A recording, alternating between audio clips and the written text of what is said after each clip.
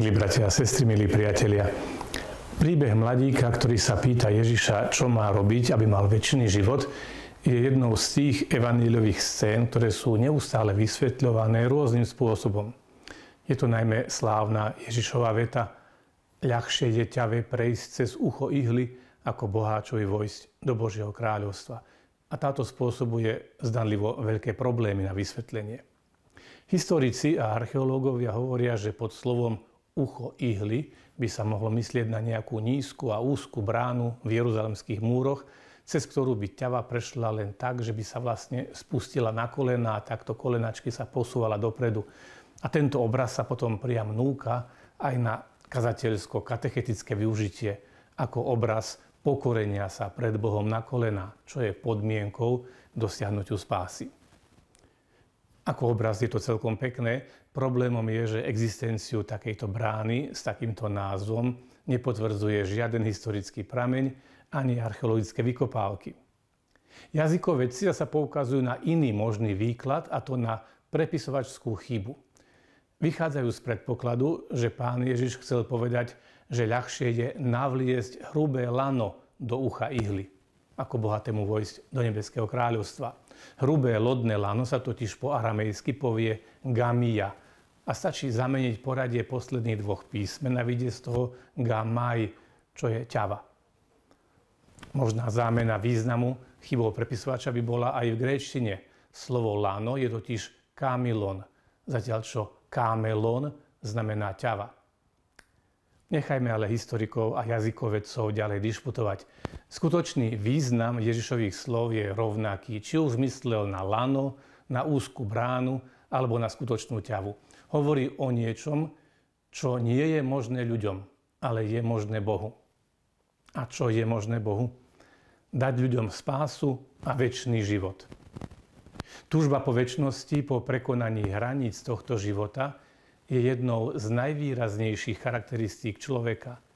Nie je to len náš strach z prázdna a zániku, je to naša najhlbšia túžba po hľadaní zmyslu našej existencie. Preto uchovávame pamäť, preto píšeme dejiny, preto veríme v zmysel a naplnenie nášho života. Odlišujeme sa tým od zvierat.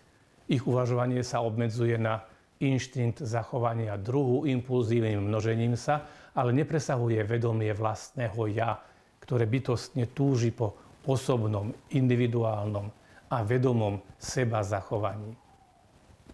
A prečo je najväčšou prekážkou spásy v tomto Ježišovom prirovnaní práve bohatstvo? Je vari niečím zlým samo o sebe? Nie. Ale bohatstvo nie je len v kvantite nejakej matérie, ale môže byť aj vyjadrením ľudského pokusu o večné zabezpečenie sa. Teda falošnej predstavy, že hromadenie kvantity prinesie zmenu kvality, že zabezpečí večnosť.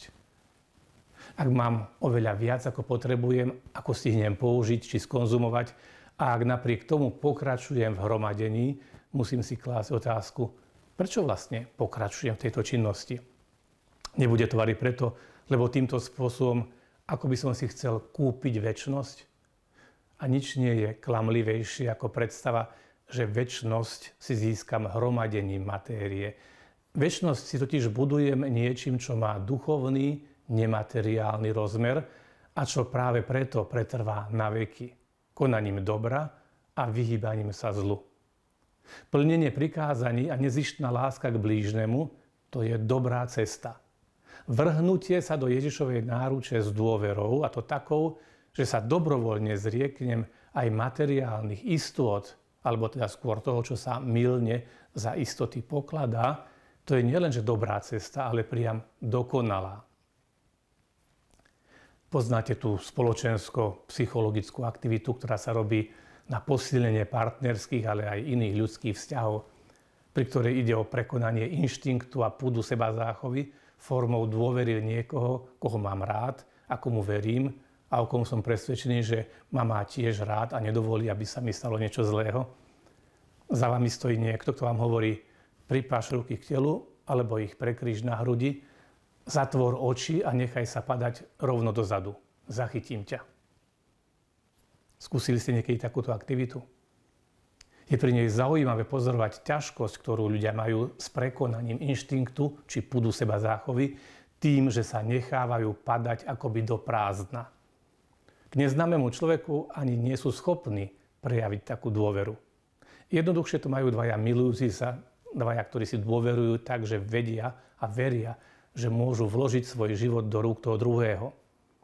Psychológ by povedal, že je to aktivita, ktorá po prvom návale adrenalínu a úspešnom prvom kroku prináša záplavu endorfínu a dopamínu, koktejlu vnímania šťastia a radosti.